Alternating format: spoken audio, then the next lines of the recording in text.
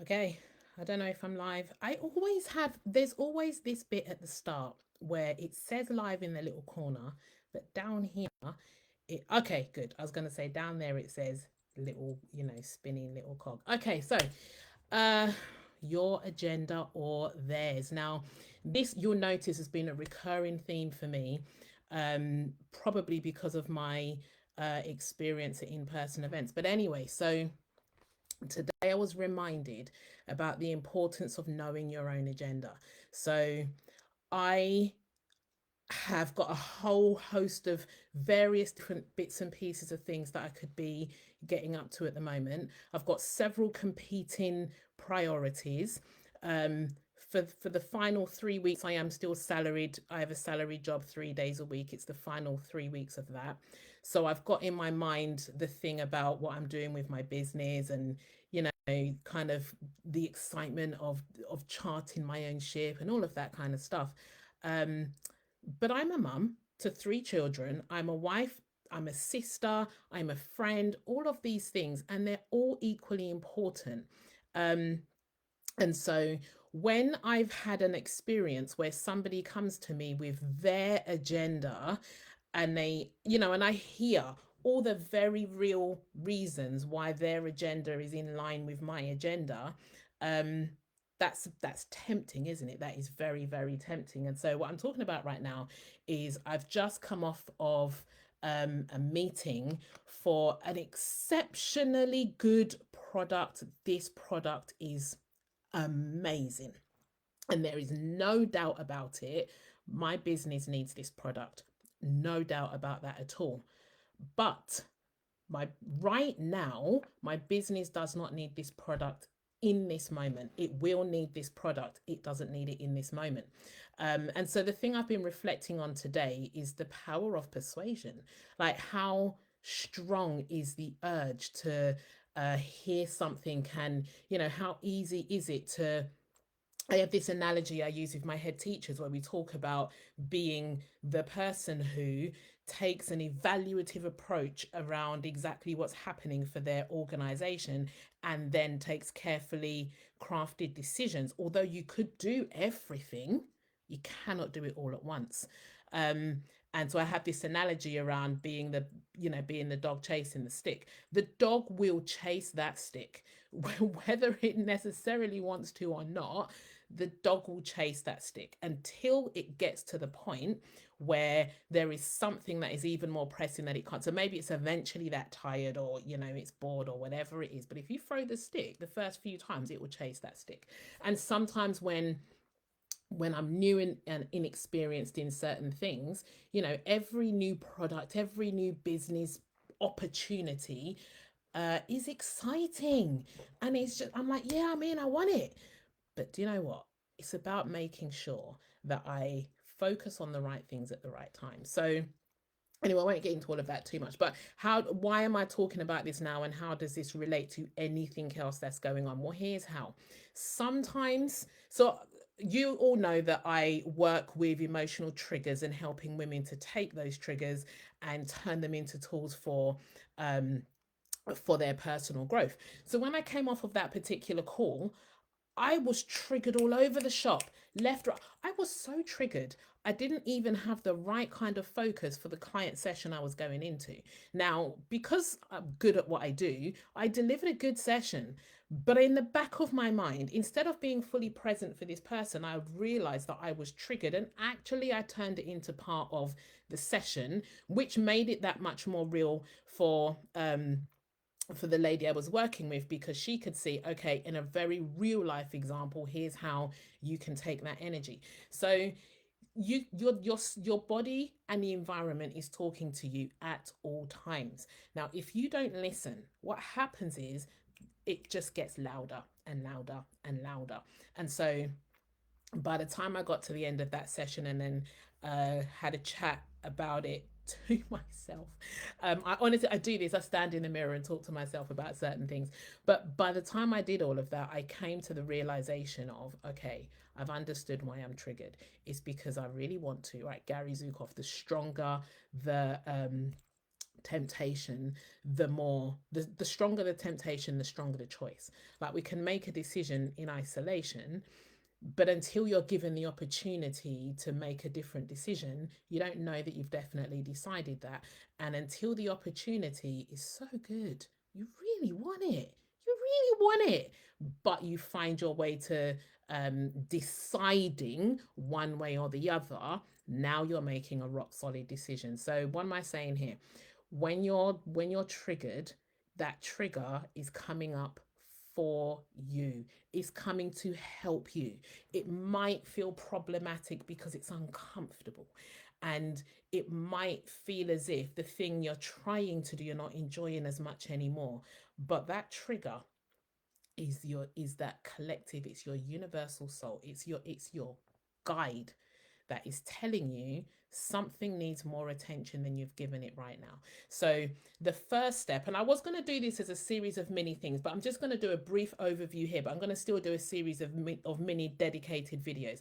But here's what I did. The absolute first step was notice, right? So the awareness. I noticed that my body was triggered all over the shop, right? That was the first thing.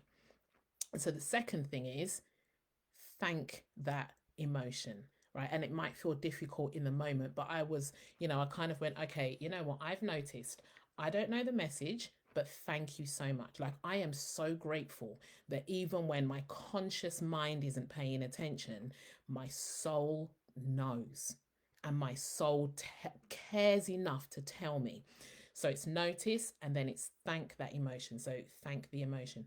And then the next thing is welcome the emotion, like make it welcome. So now although I was trying to push forward, I took the dedicated time to sit and give that emotion the space it needed, right? And so what I did is a 5-minute meditation. Now, I didn't know how long this meditation was going to be, and I'm very lucky in the sense that today I'm working from home. I only had the one client I was seeing between 12 and 2. So I had space to do that. And I know that where I've got other things going on, I might need to just, for example, go to the toilet for 2 or 3 minutes, or go and make a drink, or just give myself a reason to remove myself. If you can go and take a walk for 5 minutes, if you can just get up from your laptop, go and be somewhere else just for a few minutes. It doesn't have to take a long time, but take the time to give that emotion the space that it needs. And if you genuinely cannot find 5 minutes to go and when I say give it the space it needs, what I mean is, I did a 5-minute meditation, and literally this meditation was close my eyes, breathe in and out, and just breathe in and out, and find all the places in my body where I just could feel the discomfort. Find all of those places and give it my attention. And then with my internal voice, ask that emotion, what do you need me to know? What do you need me to do? And just sit with it. Okay. And you may and may not get an instant response, but for me, what happened is I sat with that, and the thought process around the decision I was trying to make just kept running through my mind. So I thought, okay, fine, you want me to think about this in a bit more detail, let me have it then. What are my options? So I just ran myself through each of the various options, and just listened and just felt for the emotion in how it was moving as I went through each scenario. And it was, make this decision, make a different decision that is similar, make an absolute no, not right now decision, or make an absolute not now, not ever decision. So played myself through all of those things and just listened to my body and just felt what was coming up for me. And then so that was number one is notice. Number two was thank it. Number three was welcome it, which was the mini meditation, and just hear what it is that it wants you to know. And then the number four bit was the trust. Okay, so it's trust, it's acceptance, it's not acceptance, it's trust, it's surrender, it's knowing that wherever my intuition has taken me as a result of welcoming this emotion is right for me in this moment. That if for any reason what I'm choosing to do is not aligned to my purpose, is not right for me in this moment, I will be given another sign. My emotion will come back, the messaging will come back. I can make a new decision. But in this moment, this is the decision I've come to, and I trust the decision I've come to, and I know and accept that if a new decision is needed, a new decision will come to me. So those are the 4 kind of really basic, easy steps. I get into it in a lot more detail in the book, and I will do a dedicated thing. I need to go and get my children from school now, so I'm going to jump off now. But I just needed, I don't know why I needed to say this here, but I kind of just felt like I needed to say it. You know, sometimes what happens is we talk, you know, like I've got the book, I've got all the material, I'm coaching women, some of them are having hypnotherapy with me. I talk about what to do, but we don't always talk about when we are doing it. So I was looking at updating my website recently, and I was trying to find pictures that go with some of the struggles and emotional triggers, and realized that, of course, we don't memorialize those things. Like, who wants to take a picture of when they're feeling rough or when they're feeling miserable or all of those things? Like, we don't just come up and share that. So I wanted to just come out just to say, you know, yes, I'm talking about use your emotional triggers. I'm not perfect. I get triggered all the time. And I tried everything not to listen to the trigger. And I even ended up on social media for a little while doom scrolling. And you know what was strange? The more I flicked through the reels and looked at other people's stories and all the, you know, addictive little videos and all of that stuff, I began to feel better. But I knew that I wasn't feeling better. I was ignoring and pushing down the emotion. And I took an active step to say, no, I'm not going to do that to you. So I put the scrolling away, and I called the emotion back, and I sat with it. But anyway, the point I'm making is I felt the need to do this because I'm not perfect. I'm walking this journey with you. I don't always get it right. I don't even know if today I've made the right decision about what's going on for me. But what I do know is I felt the trigger. I tried to ignore the trigger. Honestly, I did. I tried to ignore the trigger. I couldn't.